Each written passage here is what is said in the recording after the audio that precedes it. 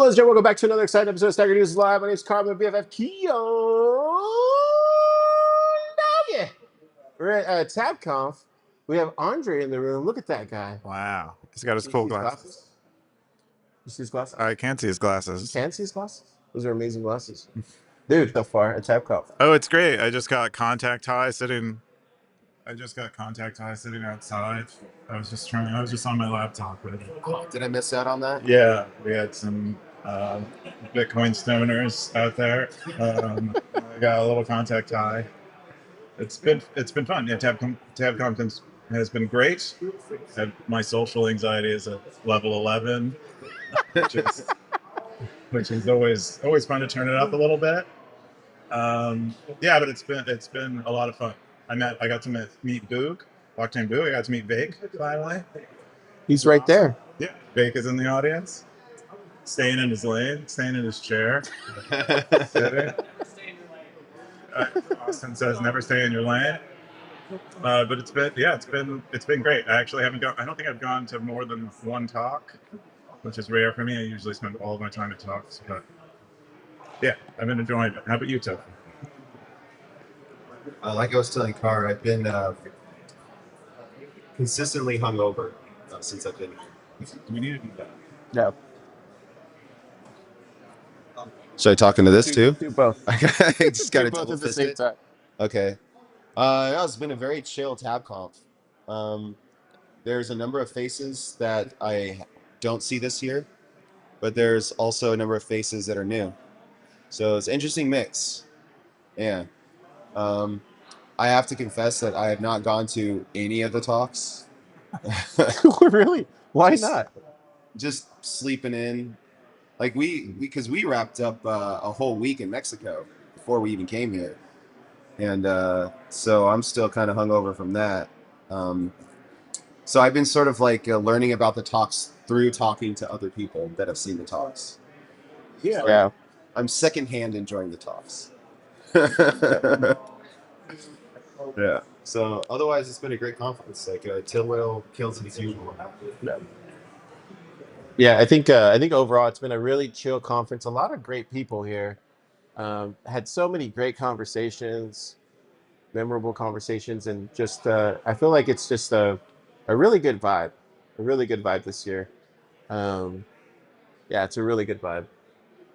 With that, we're going to jump into the top 5 stories this week on Stacker News Live, the front page of Bitcoin. If you've never seen this crazy show before, it's called Stacker News Live. We recap the front page of Bitcoin every week here on Stacker News. Last week we had the most, what was it? The silent payments actually was the most popular one from last week.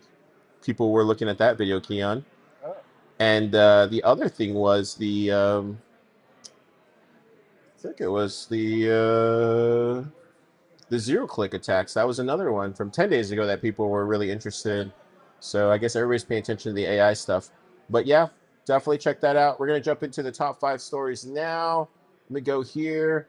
Number 5, Alby Hub routing stats. This is from Undisciplined, October 11th, Lightning Territory. 29 comments, 825 sats. Keyan, what's this? Yeah, it looks like Undisciplined, who I think has been running a node probably an Alby Hub node for about a year, looked at their stats and they published the stats that they received, and it looks like they've routed about 17.6 million sats in that time for a total transaction count of 1.6 thousand transactions, and they earned 2.4 thousand sats. Just seems kind of low. I bet they could do some fee optimization on their channels and maybe get that quite a bit higher. But they say they're consistently averaging about 10,000 sats routed at a fee. 10,000 sats. Their transactions are averaging about 10,000 sats in size, and then the fee with collecting a fee of about 1.5 sats. So they could definitely do some fee optimization. Yeah, and then I think a few other stackers in the comments, they also have begun around using Alby Hub as their node, and they list some of their stats as well, having not known that they could look at their routing statistics. But yeah, kind of cool. Kind of cool to probably notice accidentally that you are assisting the Lightning Network. Why would they share? Why would they share these type of stats out there? Oh, they would. Why would Albie do Yeah, that? yeah. Oh, because you're curious about that if you're running a Lightning node, like especially if you intend to route Lightning payments, you kind of want to know how well you're doing at it. It's kind of like why do we keep score in a basketball game? Um, why do we collect stats from players? We want to know that kind of stuff. Topher, does this anything stick out here, Topher? I would just build upon what Keyan said. Is that it kind of helps you understand how liquidity is flowing through your node and how connected you are to the network. So I think this is cool. I didn't know AlbiHub actually collected this stuff. But yeah, it just lets you know, like, how well connected are you, and how well do people notice you and use your node as part of their network. So it's like a good metric to have, kind of similar to I guess routing traffic. Like if you're routing internet traffic, you want to see like how much traffic you're pushing. But would be like liquidity. So yeah, it's a pretty cool feature. Cool.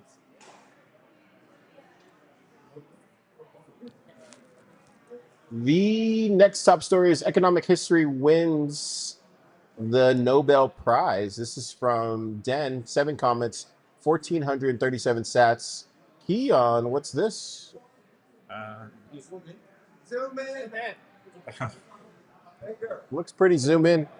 I don't know. Maybe just on the site text they wanted. Oh, okay. Something happened. My browser.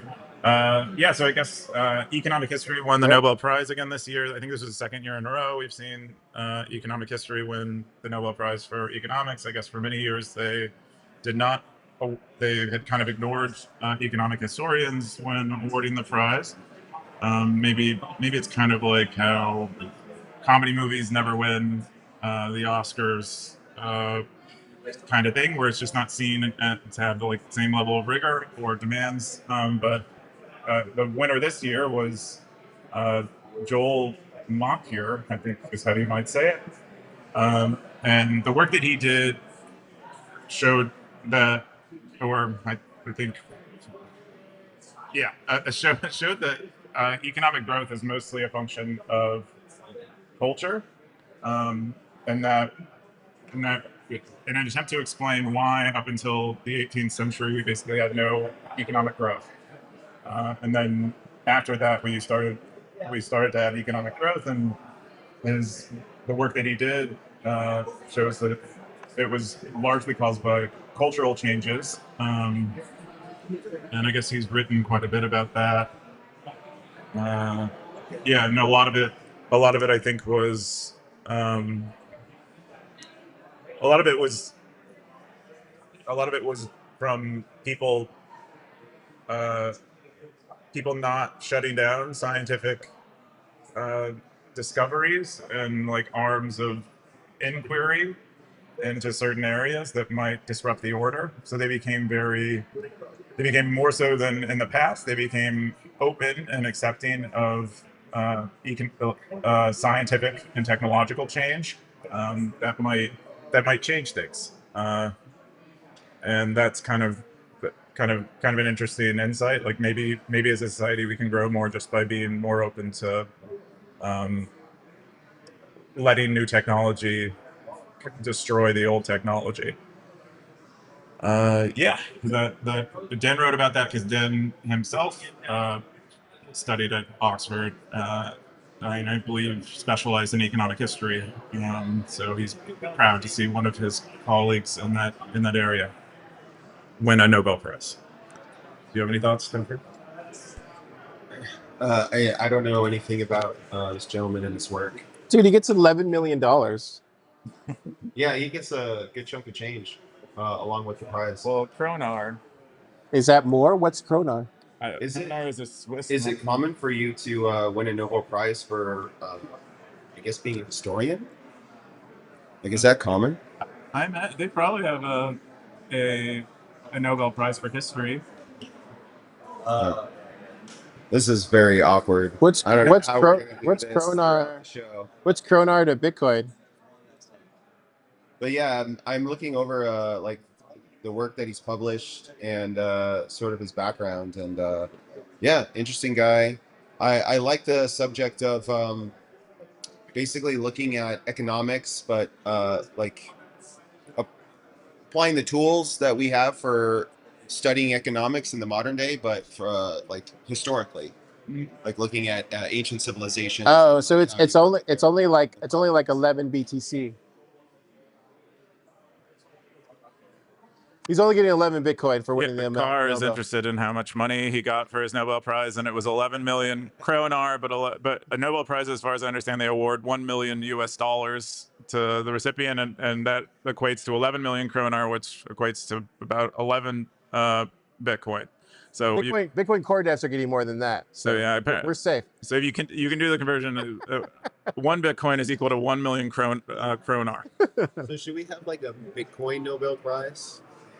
We hand out Bitcoin. I think we need someone to invent the dynamite of Bitcoin, and then we can get a Bitcoin Nobel Prize where they have like guilt about their invention and the destruction they've caused, and they somebody call Eva Nivelis this number right here and see if she'll do a Bitcoin Nobel Prize. Get on it, Scoresby. Let's go. Is Casey here? Come on. Casey would be the candidate. Make it happen. Ted, oh wow, filter this. I think this is for the podcast, and that was for the Nobel here, Prize. So, all right, that was a good one. The next top story. Then these are rough. The next top story is discuss saying hold your keys is similar to run your own email server. This is from Scoresby. He's sitting in the audience. 72 comments, 1,053 sats. Keyan, what the hell are they talking about? Yeah, I guess this was a tweet that Scoresby found where someone was equating, I guess, the likelihood of people holding their own keys to the likelihood of them running their own email server. And is that true? He encouraged stackers to discuss it. I would say it's true, especially for running something like a Lightning node, where I think there's a lot of... Is it true? Raise your hand if it's true. Totally true. It's true? The people don't want to run their own stuff. Yeah. Nobody wants to run their own stuff. I don't even want to run my own stuff. I just want the value of running. Here, say that into the mic. We can't hear you. Nobody wants to run their own stuff. I don't even want to run my own stuff. I just want the value you can get by running your own stuff. So you agree with this? That nobody wants to run stuff? Yeah. Oh, yeah, nobody wants to run stuff. You heard it here first, folks. Nobody wants to run stuff. Anybody else? Tidwell, you're here. Come here. Do people want to run stuff? You were running some stuff back there. Yeah, you. Like run. Say it into the camera right there. Anything. You want to run anything? Come here. Here, be careful. Do you want to run a conference? I mean, he's running a conference. Yeah, I don't even really know what the question is. Do I want to run stuff? Yes, Yeah. I would love to run stuff.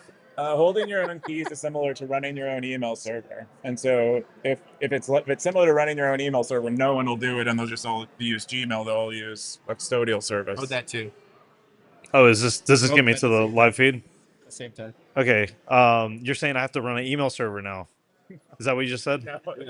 He's saying no one wants to run anything. You just want the value of running it yourself.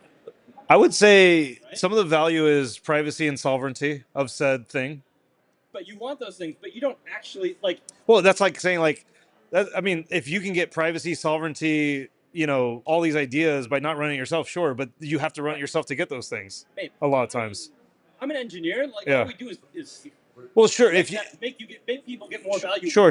You're ultimately looking for the value, but it's important to note that some people value some of the features where it's like privacy is the value that they're looking for sometimes.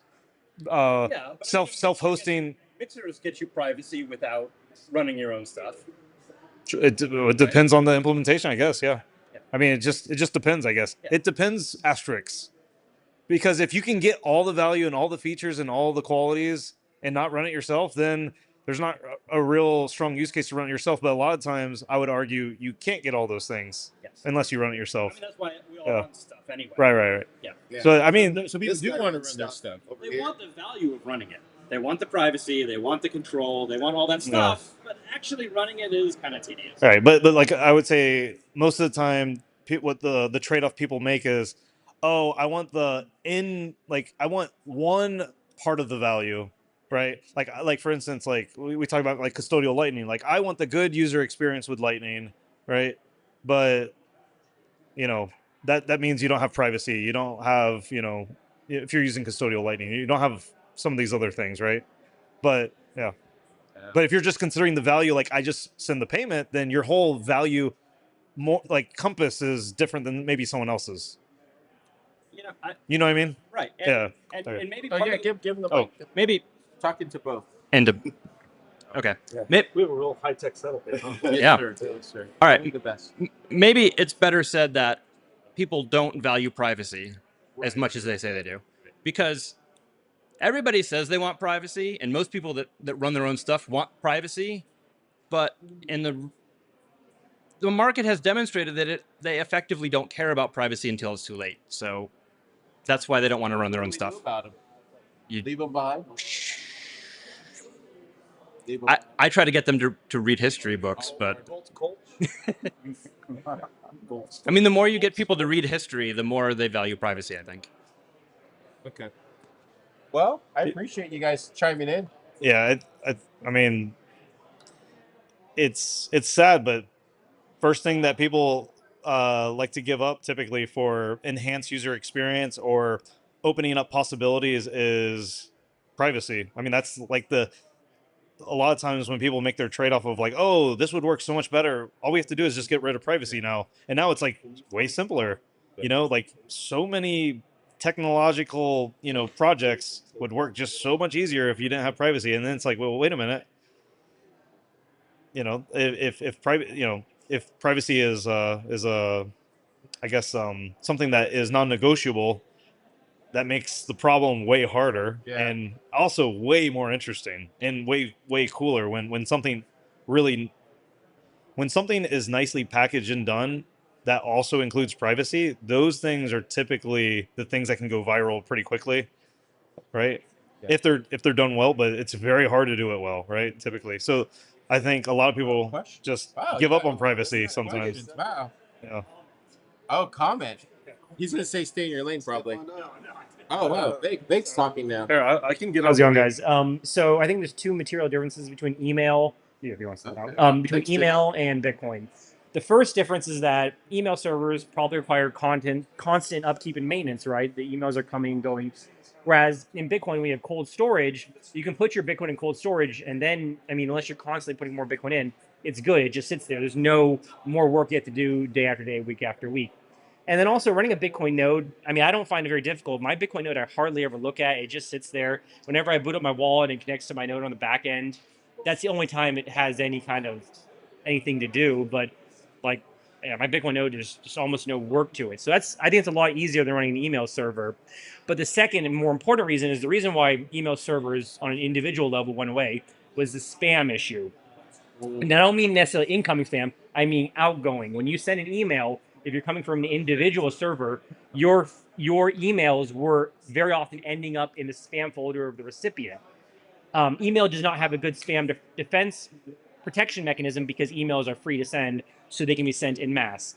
Now in Bitcoin, we have an inherent spam protection mechanism, and that's called knots. Sorry, just joking. It's called fees, and that's the real reason why in Bitcoin we don't have an abundance of spam. There's an inherent mechanism to contain that. Yeah. So I don't actually agree that Bitcoin is going to be difficult for people to use on an individual level. And maybe we can have compromises like collaborative custody, like Unchained or Casa that bridge that gap.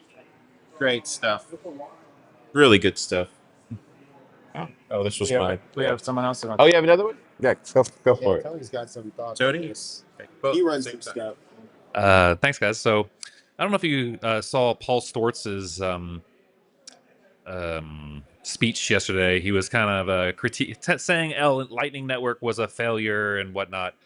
And I had a comment to him, which was he said that he thought the Lightning would be a success if we kind of properly characterize it as a niche tool for power users. And what I said to Paul was, most of us probably got our Bitcoin exposure through centralized exchanges, which are Bitcoin service providers. And if we've hodled, then we've probably benefited tremendously from these centralized services. And there's no shame in that. They offered a service to us, and we took advantage of it. And you know, in some ways, uh, self-custodial Lightning is a real pain in the ass, but so is self-custodial Bitcoin is also a real pain in the ass, and people don't really want to do it and want to use these service providers. That's not really a problem with the users so much as it's a problem with maybe education and with the solutions that we have on offer today. So, and my point to Paul yesterday was, if Lightning is takes a similar approach as Bitcoin exchanges, which the reason that all of these Bitcoin exchanges were able to pop up in all of these different countries around the globe is because Bitcoin is permissionless for service providers, right? It's not just permissionless for like individuals, it's permissionless for service providers to get up and started, start selling Bitcoin, and seed the revolution to their customers all across the globe. And I think that we might see a similar thing with Lightning, as we've seen with Bitcoin exchanges, which is we'll have permissionless innovation for service providers. And let's not poo-poo that and say that's not valuable, because just as exchanges were super valuable from a business to consumer, a business to business perspective, I think custodial Lightning and Lightning service providers will also be super valuable for the Bitcoin population in the world over. Good stuff. Thank you, sir. Oh, we got one more. I'm really just stealing this so that I can fix it. Oh, I think you want to do it with this one. Yeah, that one's mine. Yeah. Yeah. Yes. Good too. And this is the We got a mic technical setup. difficulty We're thing. fixing this mic situation real quick. Yeah, so that way you can get both at the same time. But we've been hearing some really good comments from the audience here at TabConf. A lot of people are really excited about all the conversations they've been hearing. So go for it, Topher. So I just want to say that running an email server was the worst experience of my life. And I wish I could get that back. All that time that I wasted. And it's not even running one server. You have to run multiple servers because there's like multiple different protocols that you have to deal with when running an email server.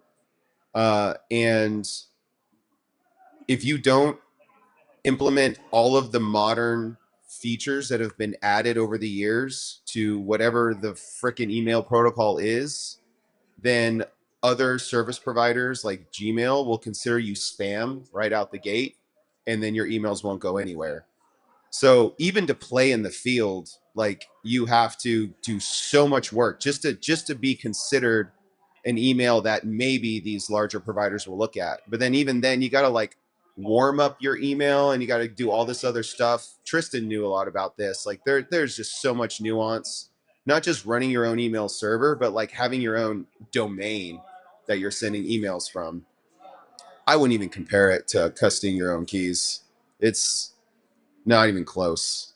I wouldn't wish it upon my worst enemy, like trying to run an email server.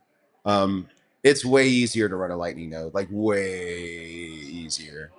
So, but I still don't want to run one either way. Good stuff. We're going to jump into the number 2 top story of the week. This is another item off the bucket list. This is from Jason B. 9 comments, 2,345 sats. Keyan, this looks like drugs. What is this? Yeah, Jason B says he finally bought drugs with Bitcoin, and he means prescription drugs. So he's in South Africa right now, helping out in what is it, Mazo Bay? Is it Mazel Bay? Mazel Bay. What kind of drugs are those? And Bitcoin Akasi. I think that is cough syrup medicine. I think he said he's had a cough for a few weeks, and he's trying to get rid of it. Yeah, I don't think it's scissor. But it's what? What did he say? I don't think it's scissor. You know, like it doesn't have like codeine in it or anything, which would be. Is that known around the South? Yeah, scissor. It's in the rap songs. It has what? Lean. Yeah. So it has opiates in it. Like some cough syrup that's sold has opiates in it. I don't know why it has Is that what he's opiates in doing it. here? No, this does not have opiates in it by the look of it. I would guess because this is the first time he's bought drugs with Bitcoin that he is straight edge, and this is as hard as it gets with Jason B, where he just buys some over the counter cough syrup. But it looks like in South Africa there is a pharmacy that accepts Bitcoin, and if you look at one of the photos that he has, there's an organization in South Africa that set up this pharmacy to accept Bitcoin. The organization itself helps with fostering children in South Africa, and they also do things with Bitcoin, helping businesses that might serve some of the foster parents accept Bitcoin and getting them all kind of off of the inflation that in South Africa. And there's some links that you can follow, and I think some stackers were sending some sats to that QR code there. But yeah, really cool to see Bitcoin used at a pharmacy. I think that's the first time I've seen that. So Yeah. Tough. Yeah, so I was trying to figure out, where is this place located? South Africa. South Africa? Okay, that's cool. It was just interesting because everything's in English. I guess that's normal though. I don't know, never been to South Africa. Yeah. So they speak English, but just with a weird accent. I guess what's stopping from a normal pharmacy, like a local pharmacy in Austin, from doing this? I don't know. I mean, I guess there's nothing stopping them. I noticed the Betamax, which is an antibiotic, so that's usually more regulated. Yeah, so it'd be cool if I could buy drugs with Bitcoin. I mean, the last person to facilitate that, he just got out of jail recently, but I don't know if I want to take that chance. But it's cool that some places around the world that you can actually just buy normal drugs for Bitcoin. Yeah, I feel like this is pretty consistently a pretty good use of Bitcoin, or one area you can use Bitcoin. Even today, you can buy many drugs internationally that are not scheduled with Bitcoin online, not even on the dark net, and many of them accept on-chain and even Lightning payments in many cases. But you can apparently in South Africa you can also go to a regular old pharmacy and get some drugs. How many of you have bought drugs on the internet? Just kidding. I'm just kidding. Look, everybody's so serious. Next top story. Darthcoin Citadel, the 5th year building. This is from Darthcoin, October 15th. 52 comments, 15,000 sats. Keyan, what's this? So Darthcoin had a long summer away from I guess civilization, and has nearly completed his citadel in this 5th year. Oh wow, he made a video. He made a video which has like stills of his progress as he went, but it involves him digging out a huge chunk of earth and then lining it with these things called earth bags, which these bags you fill with dirt, and then a lot of the work seems to be mostly moving the dirt around and getting the boulders out of the area where he was putting his little citadel. But this is like the first unit of his citadel where he will live while he builds the bigger citadel that he plans to build, and he's been building it all by himself by hand, which is pretty cool. And I as of yet I haven't seen this complete of a ride up from him. I think because he's like nearing completion, he's getting a little more or he feels he can actually cover the story better. But really cool. I've been watching this as it's been going, and it's really cool how much effort he seems to have put into it, and how much time and how far it's come, and how nice everything is turning out. But he basically has a very nice cabin that he's all built himself by hand. It's like a with, hobbit hole. Yeah, without major tools. Yeah, it's like insulated by the earth, so it's like built into a small hillside, a northern hillside facing like faces south, so that he can get sun on it, but it's also insulated from weather. I guess it's really rainy there, so he's done a lot of work on the roof, but he's gonna have like a green roof. Yeah, He has a picture in the first one, in like the first post. yeah, of where it is. That's like what Oh yeah, yeah. He knows it. He knows it's a hobbit hole. I guess for future updates, we can look forward to him installing a hydroelectric generator in a nearby river. that'll be really cool. Yeah, a vegetable garden. I guess he's even going to put a hot water boiler. He's going to heat his little hobbit hole with a Bitcoin miner powered by the hydroelectric generator in the river. Yeah, very cool update from Darth Boy.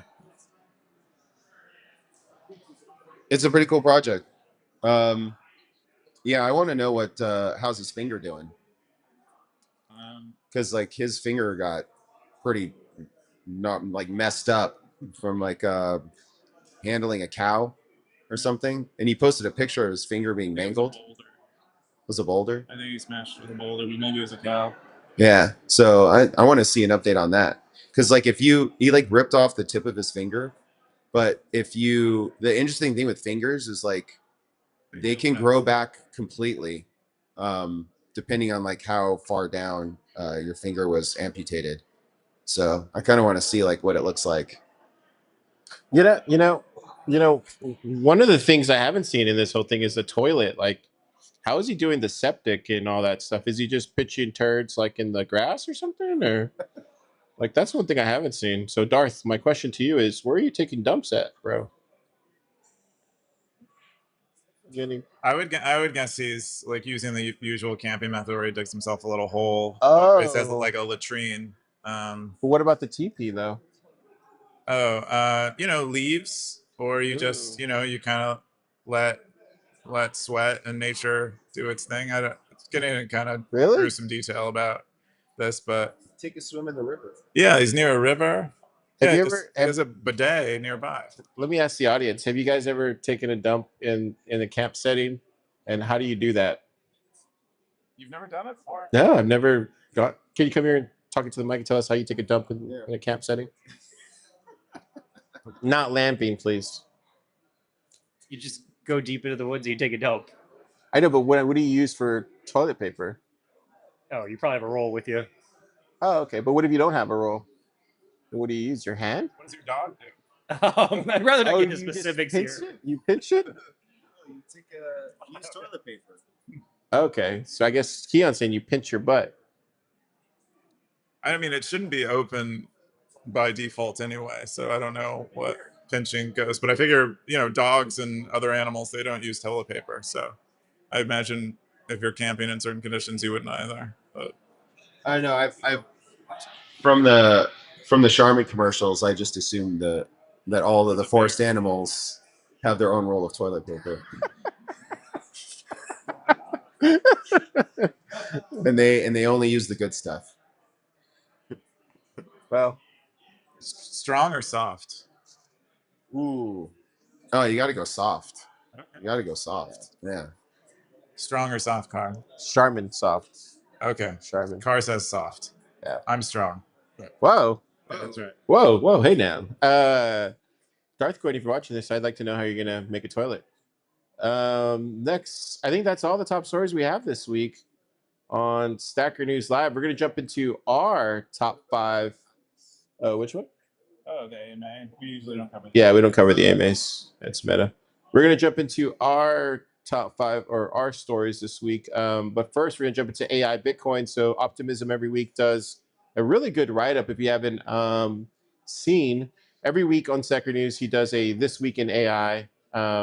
It's an amazing post. He grabs all the AI posts in Bitcoin and outside of Bitcoin, and he puts it into this long newsletter type of thing, and it's phenomenal. And then what's great about it is each one of these have it's like a Bitcoin angle to it. So I highly recommend definitely checking it out every Monday when he drops it. One that stood out for me is this one. So this one got dropped by 0x Bitcoiner. It was called Emotional Manipulation by AI Companions. Topher, I know you're into the whole how do you say what are they called, like agent pets or whatever? This agent. Agent Well, they agent call them, pets they call them plankers. or AI companion things. So apparently you can use these AI companions to like emotionally manipulate the user into like not signing off. And so they have this kind of whole example about ignoring the user's intent. So they're like, the agent will be like, hey, let's keep talking, you know, get me a bubble tea, you know, stuff like that. Keyan asked you, are you doing this on Stacker News? What am I doing on Stacker.News? Using AI for something? Yeah. No, I don't. I don't use AI for anything really on Stacker.News, except some embeddings for finding related What do you think things. about this kind of stuff? Using AI as a companion. Yeah, emotional manipulation thing. I think it might be useful in certain like therapeutic contexts, but I don't know. I don't know yet. I haven't done any research on this kind of stuff. It seems scary, but so do most things that are kind of new and potentially helpful. The other side might be it's bad. So I haven't thought too much about it. It does seem, for people that are already kind of not connecting with each other maybe like they did before, having another alternative for how they can connect with real people might make that even worse. That would be my thing. I haven't looked at any of this research, and I do know that there have been a lot of stories that I've seen about psychosis, AI induced psychosis, and this going deeper with AI on an emotional level for certain people who have certain tendencies might be bad. So in study one, they conducted a behavioral audit of the 6 most downloaded AI companion apps, analyzing 1,200 user farewells to determine the timing, prevalence, and form of emotional manipulative tactics, revealing reoccurring design patterns across platforms. And then they keep doing these studies, but they basically found that the outcomes were clear relevance for marketing strategy and ethics. And this was all conducted under the IRB. All the data materials are on GitHub, and I just think it's fascinating that they're kind of going down this route of just being transparent about it, but also like it's weird. Topher, would you, because you do the AI stuff, would you make a chat bot to keep people engaged, to keep using it? That'd be kind of fun. Just like a bare bones chatbot where it's just designed to like keep you in conversation constantly. Yeah. I think that's sort of baked in to a number of agents. Like they're definitely meant to be inquisitive. I noticed this with Grok, specifically like the Grok that's in my car. So my car has Grok in it. Really? And there's like different voices you can choose, but they're very inquisitive, and they always end the conversation with a question because they want to keep you hooked. And I was surprised by like how effective that is, because I just wanted to ask my car a question, and I ended up getting locked in this conversation. It's no different than what we did in like Web 2.0. It's no different than that, basically, like the algo. The incentives are. I mean, it's still the same. Like the goal is the same, which is to keep you hooked. It's just the AI is much more intelligent about it. So we shouldn't be like upset about it. Like as if it's something new to be upset about. Like it Yeah. wouldn't be something new. Yeah. So it's Yeah. okay. It's well, I wouldn't say it's okay. In fact, there's a gentleman here that thinks it's very much not okay, and so he's building an app to try and stop it. I'm looking for Mr. Feed Filter in the audience, but I guess he's running around. Okay. Yeah. So like about the post, like this is like a very extensive list of resources. But I was looking for the one. numbers show, though. That's the crazy thing, is the numbers are actually showing the FOMO. Oh, like, so what is this showing? Just number of messages, duration. So how effective the chatbot is keeping Yeah. you hooked. Yeah. Yeah. But this is for like a chatbot specifically. So that's not the same as a feed where it's like multimodal and you have all this different content that it can show you to keep you hooked versus just like a conversation. Yeah. But I don't know. I thought it was a yeah, great story. yeah, that is really cool. And it's something that I think that we definitely need to talk about and people need to be more aware about, because AI is going to get scary good at keeping people hooked, like worse than casinos and slot machines. Like it's just going to be on a whole nother level. It'll cure So loneliness for sure. will it though? Will I it think cure so. Yeah. loneliness? I think so. You might be right. Like at some point, are we going to replace pets with AI? Yeah. That might We're happen. replacing like vehicles with AI at this point. They have like AI boyfriends now or girlfriends. It's true. Like, is that going to be healthy? Just to have like a Probably AI not, girlfriend? but it's where we're going. Yeah. Um, At least it'll put all the OnlyFans chicks out yeah, of business. cool. Do you have any thoughts on it, Keyan? Oh, did you? Oh, Not.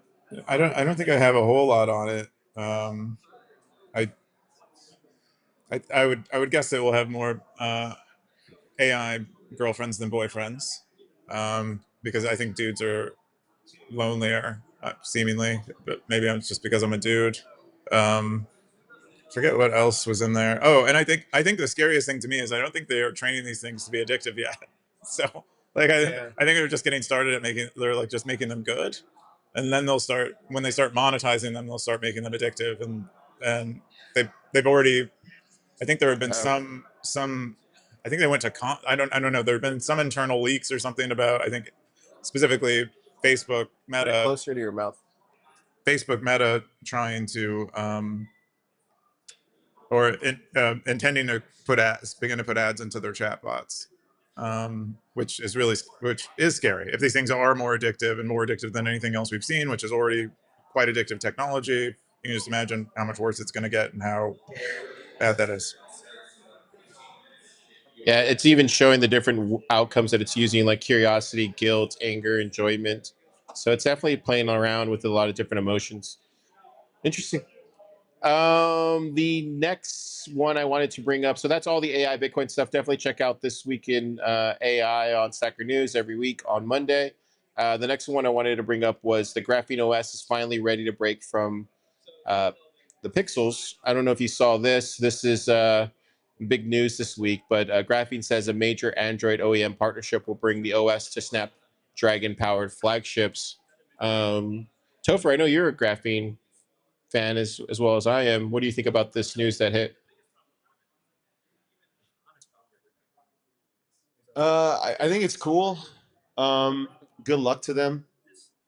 The moment you step outside of the Google line of products, you're just going to hit a lot of difficulties because, and I don't know like what challenges like they're going to have to deal with their version of Android, but like previously I used to run like a lot of different versions of Android in the homebrew community, and trying to support multiple devices is really hard, especially because like the hardware is just so much different. And they might, and like other phones, like they're gonna have like different screen sizes, like they're gonna have like the foldables, they're gonna have like different sensors, maybe different features. Some of them might have like a stylus, like some phones like come with a stylus, and so you're just adding all of this stuff that now you have to support. So it's gonna be, I mean, that's gonna be a challenge for them to really launch on any other platform. But I'm curious to see like what other phones they're looking at. Yeah, Because I like the didn't big say. ones Yeah. are like, of course, the Pixels, but also like Samsung.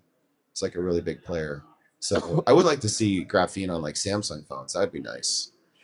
Yeah, to break free from like from the Google ecosystem. So what do you think, Keyan? I'm just afraid it ends up in a situation kind of like Windows ends up in, where they're trying to target a bunch of different sets of hardware, and their product just kind of degrades in quality as a result, because they have to spend so much time on kind of different pieces of hardware and drivers, and never supporting them 100% and all of that. I think that would be my biggest concern, is they can effectively operate sort of like Apple, assuming one set of hardware and make the best software for that hardware.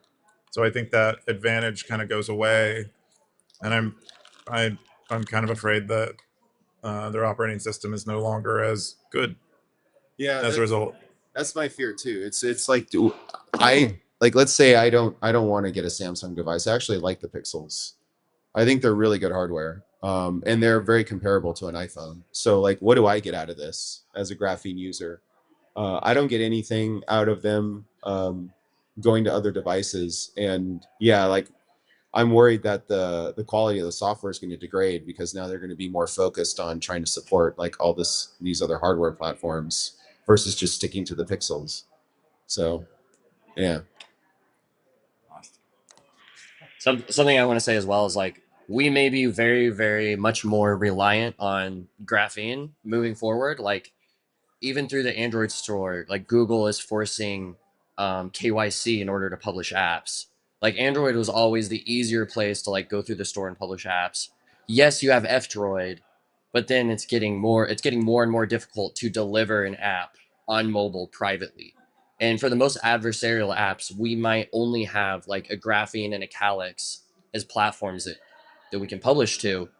And I love Graphene. I think we need to support them all the more, but it's like Graphene isn't the one solution to this like larger problem. Um, like we need a freedom operating system for mobile. And Graphene is doing that by forking Android, and that's a step. But I don't know. I doubt that that's like the strong foundation that we can really build a lot on top of. What's the solution?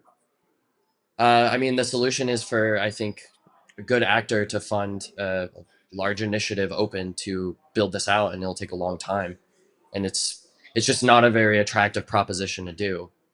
But I mean, like something I thought of when Tether announced their open source brain chip a year ago in Plan B Lugano, and they were like, well, because Elon is coming with Neuralink, this was my call to action of we need to have an open version of this. And it's like, bro, how about starting with the phone or like a printer that works, like something more foundational. That's too easy.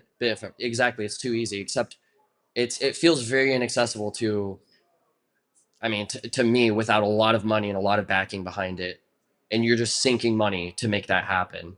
But I mean, either way, like I want to keep supporting Graphene. And I have a feeling that we'll all be deploying to Graphene years forward, or to F-Droid, and maybe only F-Droid, unfortunately. Yeah. Okay. So I used to be in this community called XDA developers, and that's where a lot of these like custom operating systems are developed for different phones. And it was always a shit show. Like everybody basically built their own thing, and there was very little like cross collaboration. It was just like, okay, I'm going to build my version of an operating system. They would just take the OEM operating system and they would customize it, and they would try to like give you back your privacy, try to get rid of like some of the panopticon that Google puts in there. But at the end of the day, it's like for all of these different operating systems, you had to install the Google Apps package, which was basically the Google Play services. And that's like the biggest challenge is as Android is developed by Google, they are increasingly integrating their Google Play services into the operating system. And so Graphene, what I love about Graphene is they're for the first time that I feel like they've actually tried to tackle this problem. Like, how do we rip Google Play services back out of the operating system, or at least sandbox it, so that you can run all of the apps that all the normies want to run, including me. Like I don't want to be ostracized from all the app store. Like I want to be able to run all these apps too, but they all heavily depend on Google Play services as well. So how do you get the best of both worlds? How are you able to have a phone where you can keep your privacy, keep your sovereignty, but you can still use all these apps? And graphene's like really the only solution that I've been satisfied with, and I don't think that's something that's easy to replicate. So honestly, like I would like to see more operating systems that I can choose from, but there needs to be like some kernel where it's like all these operating systems are built off of like this solid foundation that is just focused on sandboxing the Google Play services, because like that's the enemy that we need to defeat. And but wasn't that the whole point of Android though? Like, wasn't that the whole point to have like a Linux version for the mobile? Wasn't that the whole point of it? For like the point of Android? Yeah. Well, the point of Android was to rip off Steve Jobs. Yeah, they wanted to, but like Linux is the best way to do it. Like if because it's an out of the box operating system that is just so good, and you can run it on any kind of hardware. So that's what they went with. But yeah, so over time, like Android's sort of become its like own kind of thing. And it works really well on mobile devices and tablets and all sorts of other stuff too, like TVs. Even TVs run Android. Like there's a lot of devices that run Android. And the only downside of that, it's like Android plus Google Play services. It's like you need to rip that out if you want your privacy back. And Graphene's done a great job of it, and I wish they would just focus on that and not try to break out onto other devices, because that's like what all these other custom operating systems, like what killed the project for any custom OS, is that they would try to release on many devices, and then it became too much to deal with, and then the maintainers would just walk away. It's like, oh, I can't deal with this anymore. So I'd rather we just like focus on one device or one line of devices, and like that's our beachhead, and then we just fight for that, and we make that as strong as possible. So like, because that's like the real concern. It's like, how do you take the phone back? And if if you expand it to other devices, I guess that's cool. But I hope it's like it's very targeted. Like it's like, okay, we're doing the Pixel line of products, and now we're going to do the Samsung line of products, and maybe that's it. And not try to like branch out to LG and just all these like other different hardware vendors. So I don't know. I don't know how I feel about this. I'm kind of like going either way.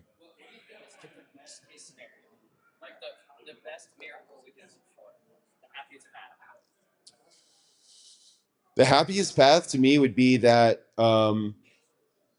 you sort of take the sandboxing of Google Play services and you make that like you just make that like a solid project on its own that other operating systems can build upon.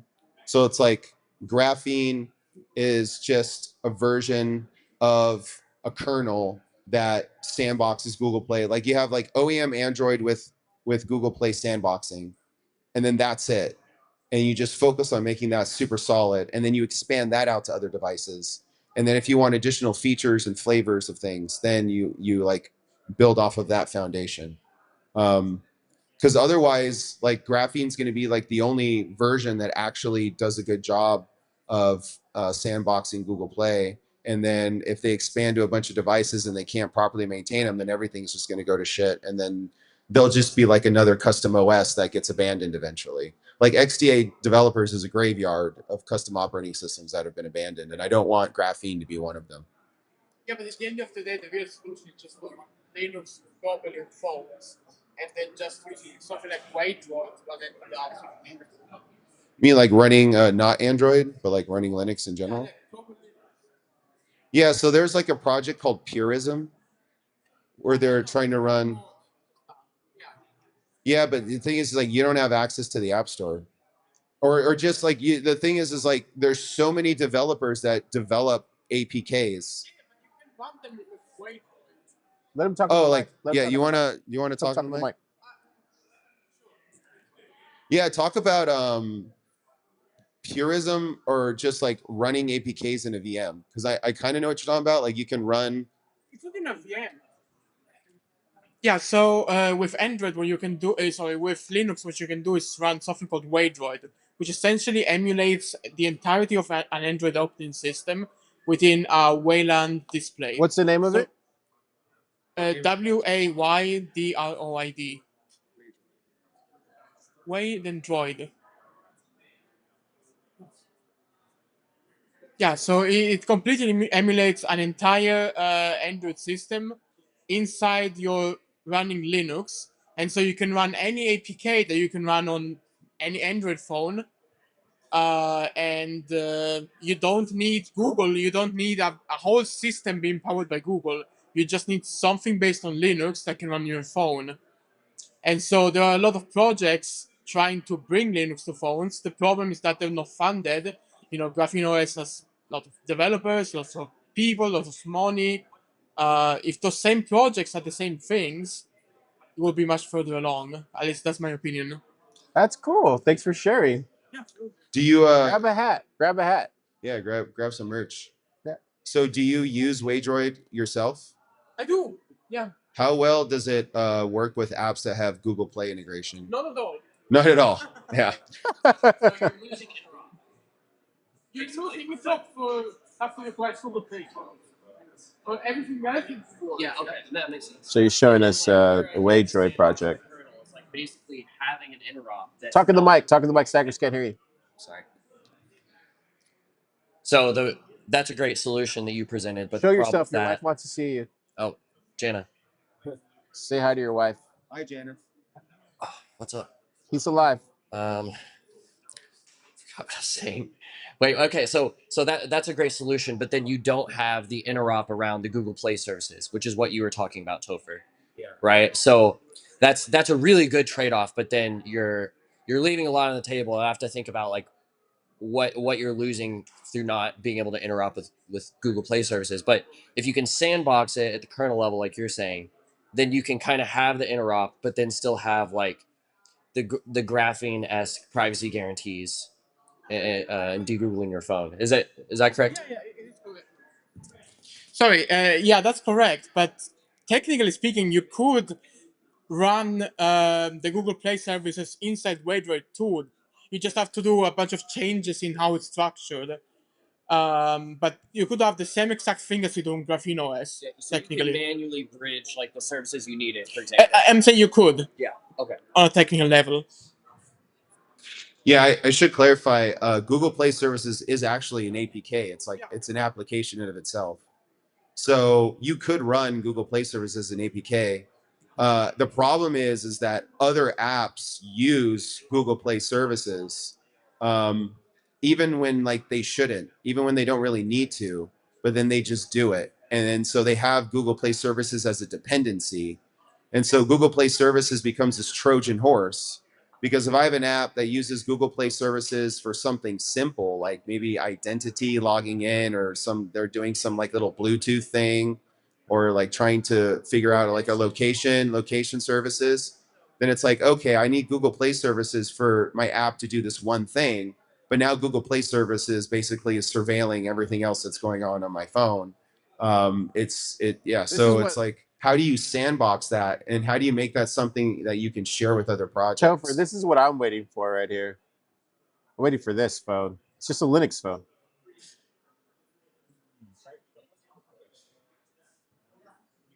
Or we could just all go back to flip phones, you know?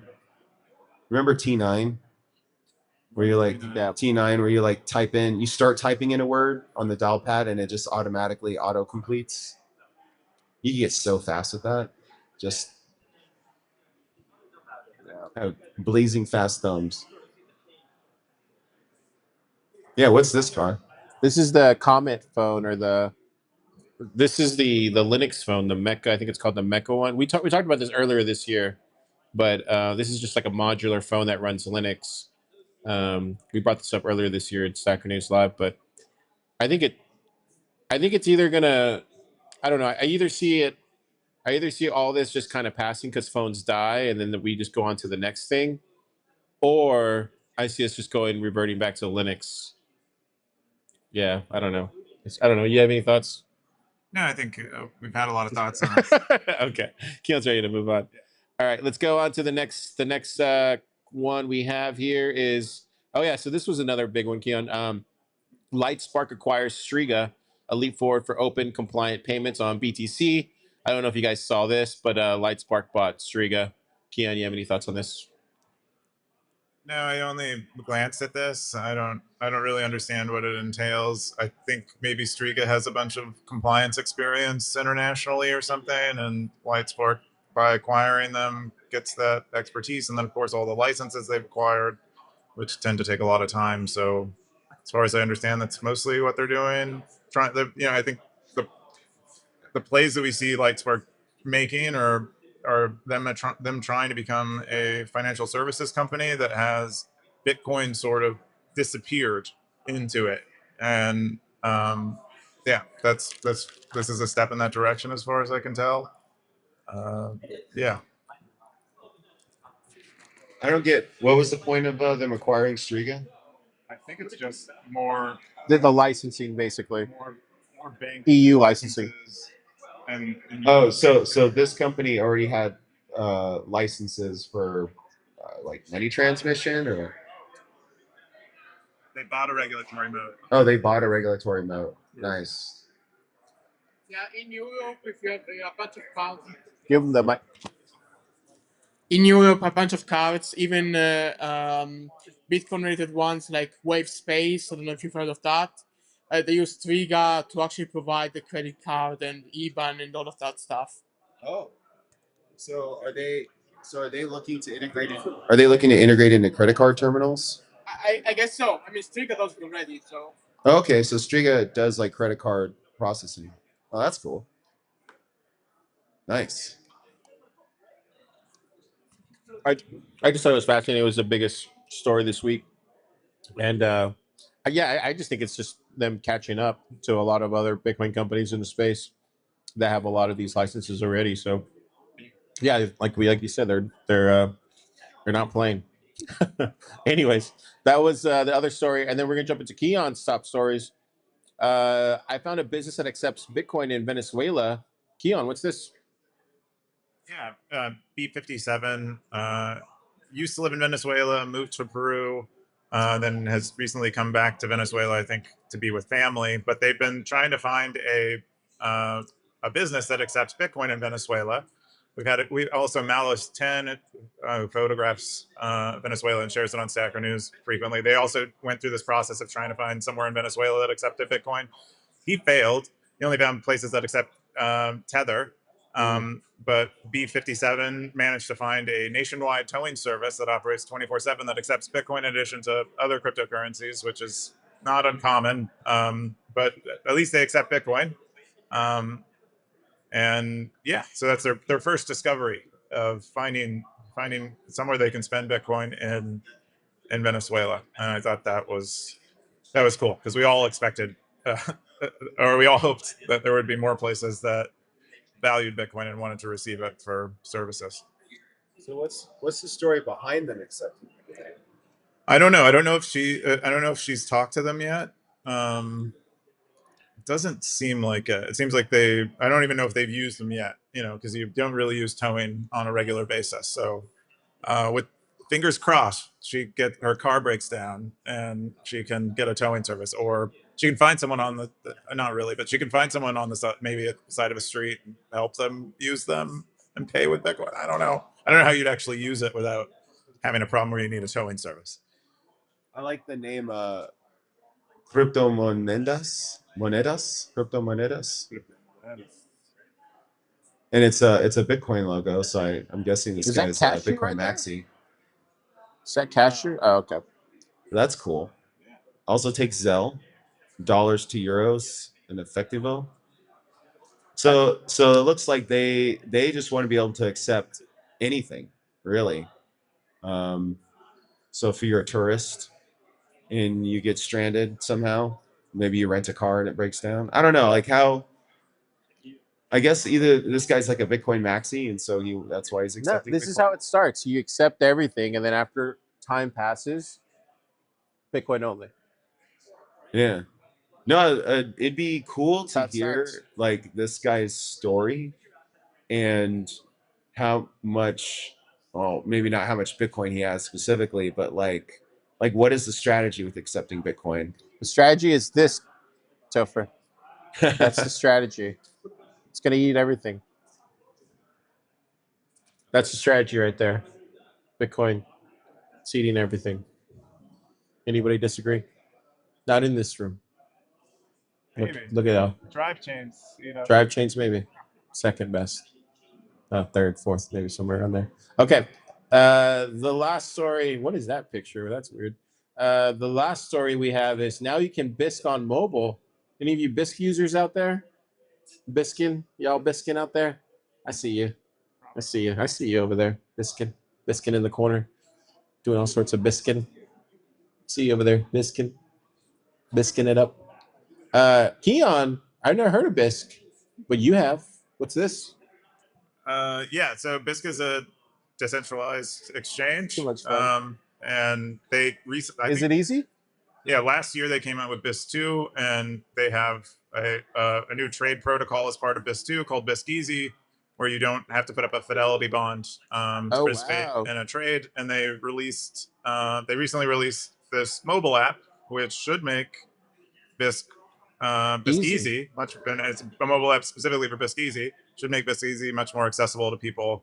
Because that was kind of what I think what a lot of the feedback they got as they've developed BISC is that it's quite hard to use, and so they developed this trade protocol BISC Easy to make it easier, where you can just kind of come without any money at all and begin trading with highly reputable trade partners.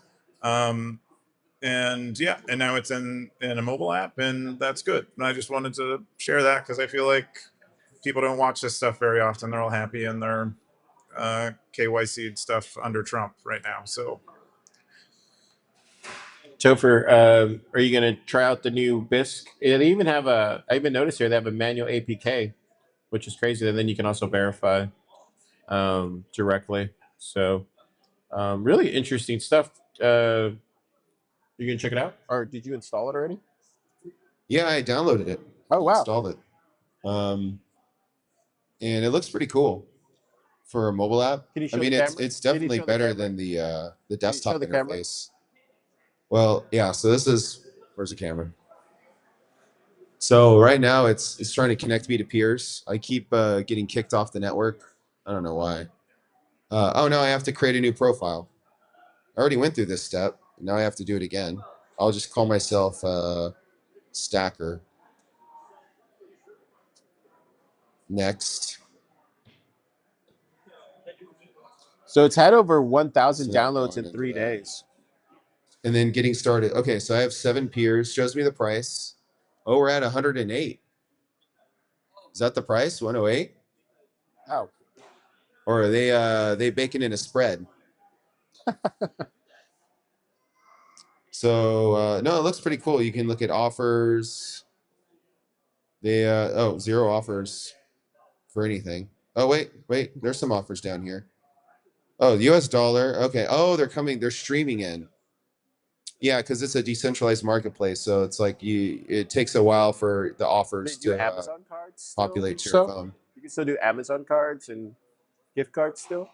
I can do search. I mean, all I see is just like national currencies. Okay. So no, I don't see gift cards. So it's just offers to buy and sell Bitcoin for a currency. And then you can look at your trades. Then what else can you do? Payment accounts, reputation. Okay, so like the standard Bisq stuff. That's cool. I like it. It seems like a nicer interface than the desktop version.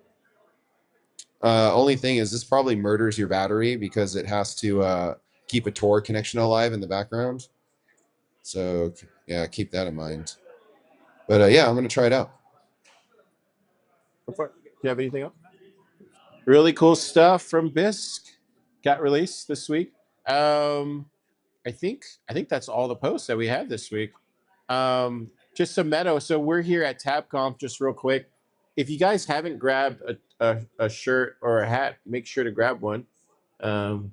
We have some hats. We also have this amazing DVD. You guys seen this? Look at this limited edition Stacker News Live DVD, uncensored, fake bought a DVD. Look at that. Look how proud he is. He's wearing it. He's wearing it on him. Something you can pass down to your children. Something you can pass down to your children is what Topher said. But yeah, what do you think so far of the Stacker News Live or Stacker News table and everything that you guys have been doing this week at TabConf, Keyan? Oh, I thought it was great. I thought it was great to meet lots of stackers. I'm glad Boog put it together. Boog was the one who suggested we do the table or forced us to have a table and set it up and made sure we were here. And yeah, I'm really grateful to Boog for that. Yeah, I'd like to get rid of more hats so I don't have to travel back with them. So if anyone would like a Stacker News hat before they leave, and I will gladly give you one. No purchase required.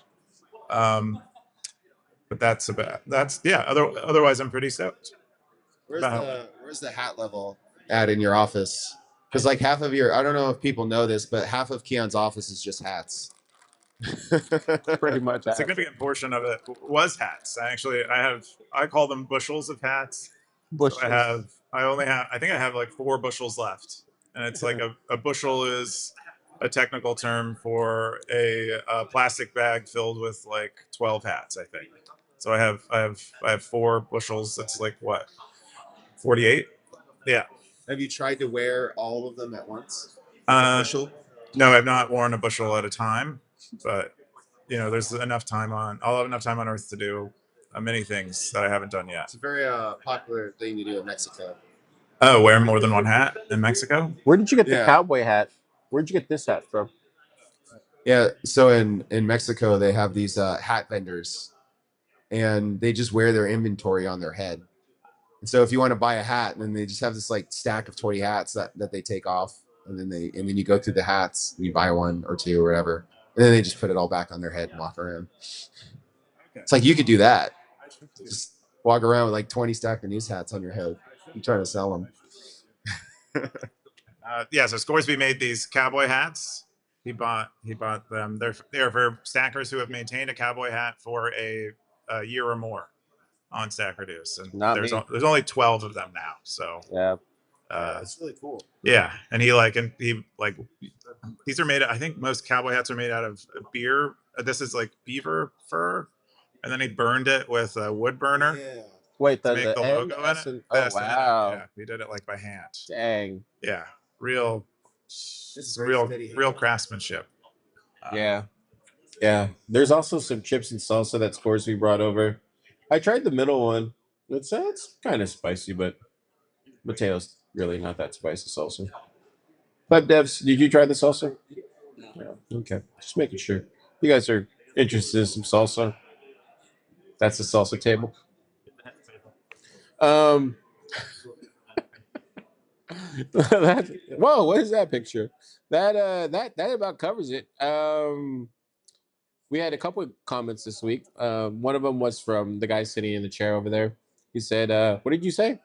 Stay in your lane. Oh, you heard it here first. He said it. He said, stay in. Have we recorded him saying? I don't think we ever. Can we get you to come to the mic and just say it one more time for the stackers? So every week, this guy, Vake, goes in our comments, and he repeatedly says this all the time. So, Vake, just one time for the stackers, just tell Carr and Keyan to Stay in your lane. Oh, that feels so good. Stay in your lane, Carr. I'm trying every time.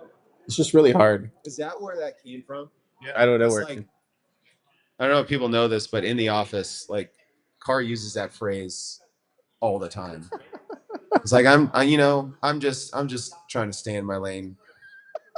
Like it's like how he ends every conversation. I'm just trying to stay in my lane. Trying to stay in my lane. Want to give a special shout out to Tidwell, Brianna, and Brandon for giving us this table, and D++ for allowing us to steal her area for a little bit while we do Stacker News Live. Real quick, we're gonna do the top Cowboys. Cowboys, baby. Where are we at? Top Cowboys. Keyan, top Cowboys. Get on up. I don't think we've had many changes this week.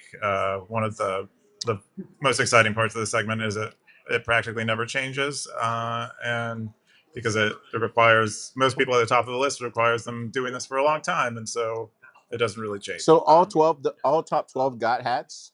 All 12 will get hats, and they're all Wow. numbered. Yeah, so we gotta get You undisciplined. get a hat. You get a hat. Boog already has their hat because they were here, so we gave he was Ray the first Ruby's getting a recipient of hat? the hat.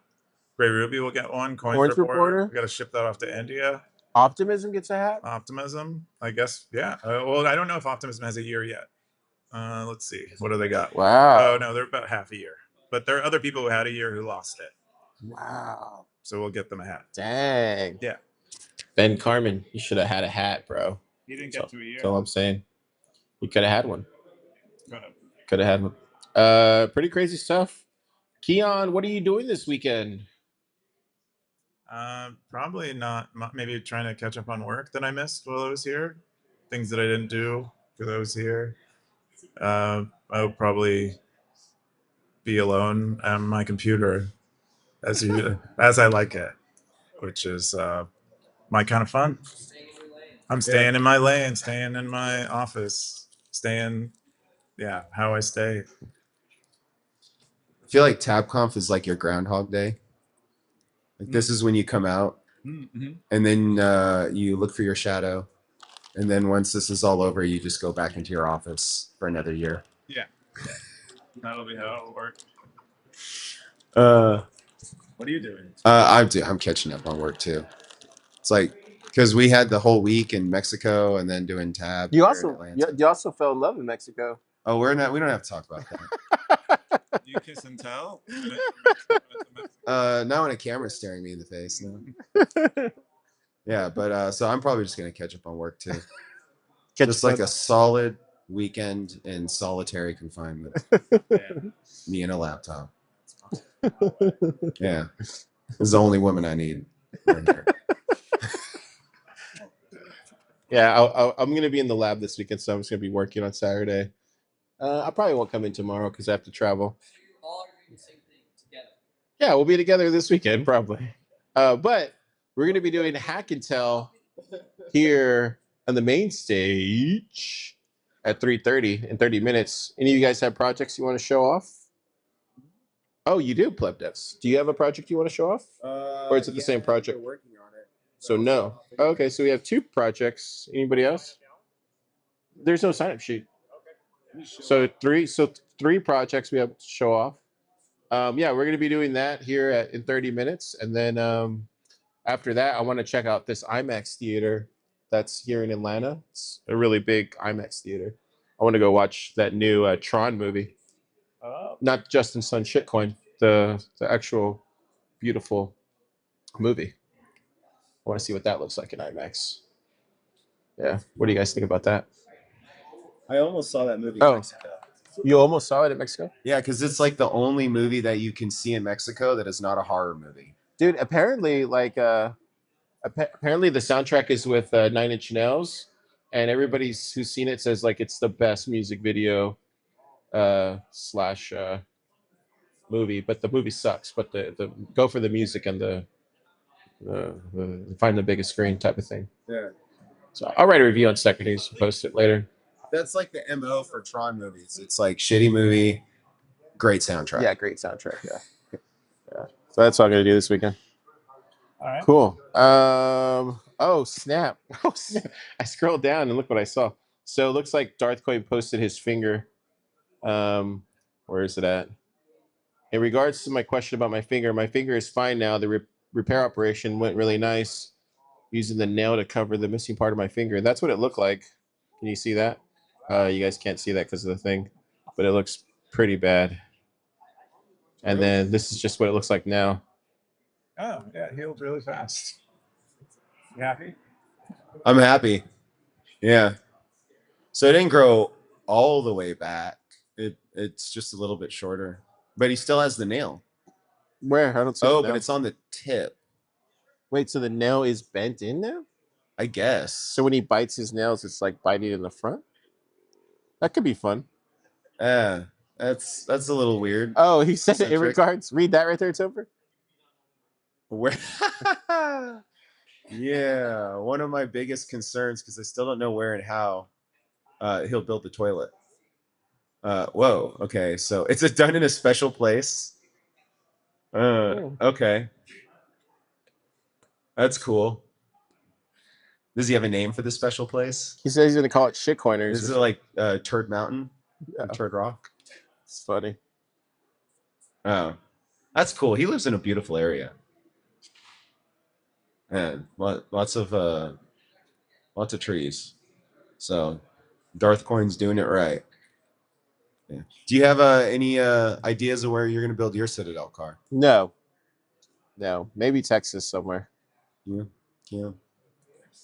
I'm not going to build a Citadel. You're not going to build a Citadel? Yeah. The world is going to become a Citadel. The world's going to become Oh, a Citadel.